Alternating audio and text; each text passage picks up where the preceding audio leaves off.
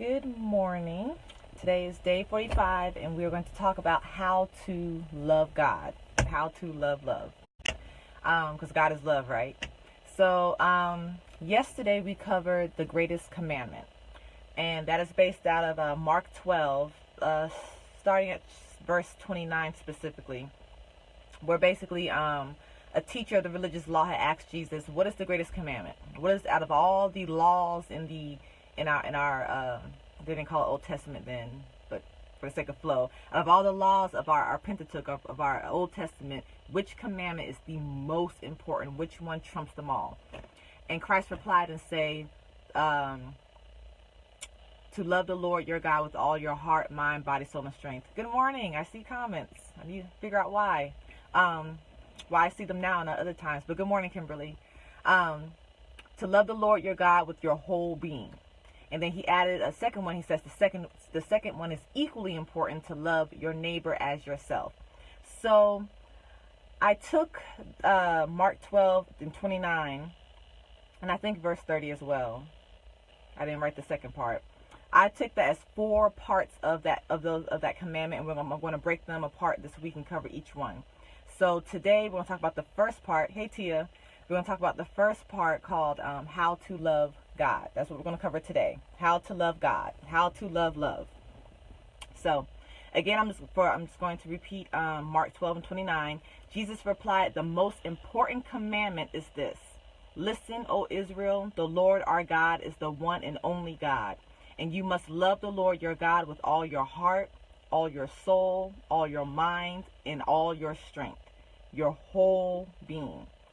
So if someone were to just walk up to you, hey Davida, if someone were to walk up to you and say, and ask you, "How do I love God?" how would you respond? Just some random person, God led apparently, just were to walk up to you and ask you, "How do I love God? How would you teach me how to love God?" What would your response be? Some people will automatically say, "Well, we'll just do good things, and you stay on God's good side, or give him your money, or don't sin," or they'll start listing stuff to do. But I don't think there's really one specific thing, not as specific as the stuff I mentioned just previously. And I actually think it's a lot deeper than that. Yet it covers all of this. And it's kind of really simple depending on where you are in your relationship with God. And I will say that not everybody gets here overnight. Very few, and that's like a miraculous transformation, but very few get here overnight. And this proper response to God is quite interesting because he knows that we're not perfect. He knows that we are flawed, but yet he still wants this response. He still requires this as the more or less only way to love him. So what is it? How do we love God? And I promise you, when I say it, it's going to make your flesh cringe, because your flesh does not like this word. You love God by obeying him. Obedience is how you love God.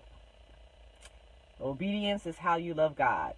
And yeah, you can do what you want to do to show God that you love him, but it's not how he would receive it. So, and yes, I have scriptures to back that up. John chapter 14, verse 15. One sentence, and it says it's so clear, and I could end the video right here, but I'm not. I'm trying to get better. John 14, verse 15, Jesus plainly says, "If you love me, obey my commandments." That's it. If you love me, obey my commandments. So according to Jesus, to love God is to obey him, and to obey him is to love God. And I believe this covers all the commandments, of course, no duh. It covers going to church. It covers not sinning. It covers not, doing other good works. But I believe that obedience carry more of a weight. Good morning. Obedience carry more of a, obedience covers all of that for the most part. And it covers more than just doing stuff. It's the posture of your heart. It comes to when God gives you specific instructions to obeying that. So, again, all of the good works, all of the laws are tied to this commandment or instruction in the word. It all boils down to obedience. Obedience is central to all. A person can very well say that they love God, but not necessarily obey him even if they have good intentions and a good heart behind it. Obedience is better than sacrifice. That's actually my next point. We know a lot of people like that. They'll say, yeah, I love God, and, you know, they have a good heart. God knows my heart kind of thing. But that's not enough to say that you love God, but you don't obey his commandments. For instance, Saul is a perfect example. Basically, long story short, and this is out of 1 Samuel 15. If you have some time, read that. But in 1 Samuel 15, basically, I'm so paraphrasing here, that basically God told King Saul at the time to go and destroy this nation, to destroy this group of people that I can't really remember offhand why specifically God told him to destroy this specific group. It's something had to go back way back in Genesis. But basically, God instructed Saul to annihilate this group of people, to not leave nothing behind. Don't spare anything. Those instructions were loud and clear. However, King Saul saw some really good stuff that this king and this group of people had. They had some really nice stuff. So he spared the good stuff, but he destroyed everything else. His good intention, his good heart, his good excuse was, I'm going to use this stuff and dedicate them to God. I'm going to use them as worship. No. After being confronted by Saul, the prophet, again, Saul's excuse was that he was going to use the good stuff that he spared, that God told him to destroy, to make sacrifices or worship to God. And Saul's famous response was, has the Lord as much delight in burnt offerings and sacrifices as in obeying the voice of the Lord? Behold, to obey is better than sacrifice, and to heed than the fat of rams. So no matter what we think is better, no matter how we think to love God, God prefers obedience over worship. God prefers obedience versus you. God would much rather have you obey him than to just worship in disobedience.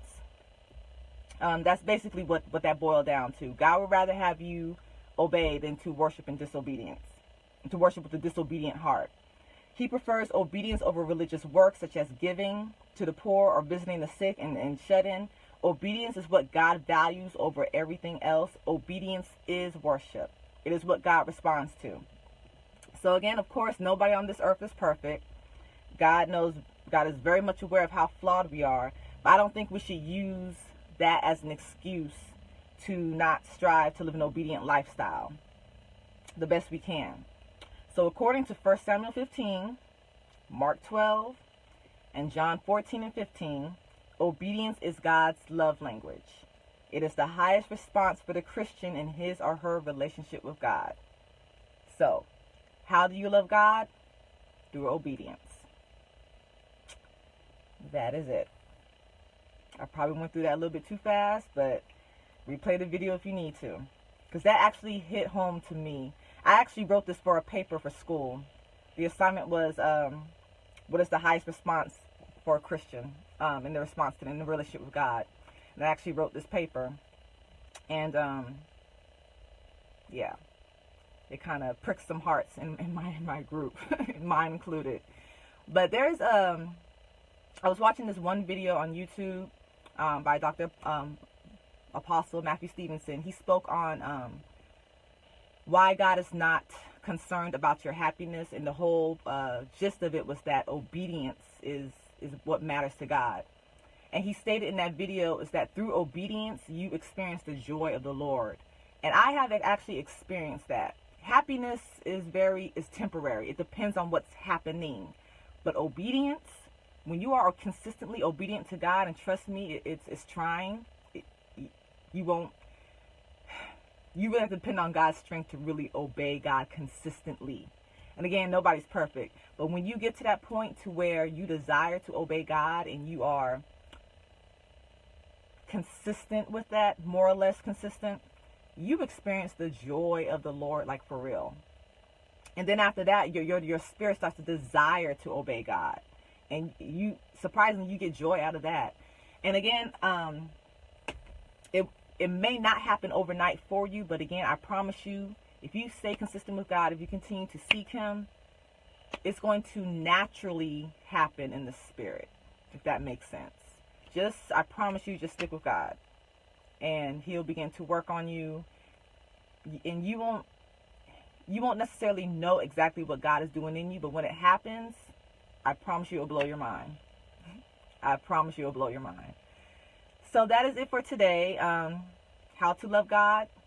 You love God by obedience. Tomorrow is prayer. Wednesday, I'm going to talk about the second part, which is how to love yourself.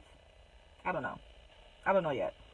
And also as a reminder, if you guys feel led to, of course, pray about it, of course. But remember to invite people to this group. Again, the whole point of this group is to push people in their relationship with God. For people who feel frustrated, for people who feel like that they suck at this. If you know people who are struggling in a relationship, who need questions answered, who need help, this group is perfect for them. So please just remember to go through your friends list and just invite people. And tell them no pressure at all. They don't have to stick in this group if they don't need to. You guys don't have to stick into this group if you don't need to. But again, just remember to periodically just think of people who you know would benefit from this group. So that is it for today. I need to head into work, and I need to go and get my tags renewed because it's late. My car registration tag. So I'll see you guys tomorrow at 7 a.m. I'm also going to do this teaching again on Periscope during my lunch break, and I hope you guys have a blessed day. I'll see you guys later.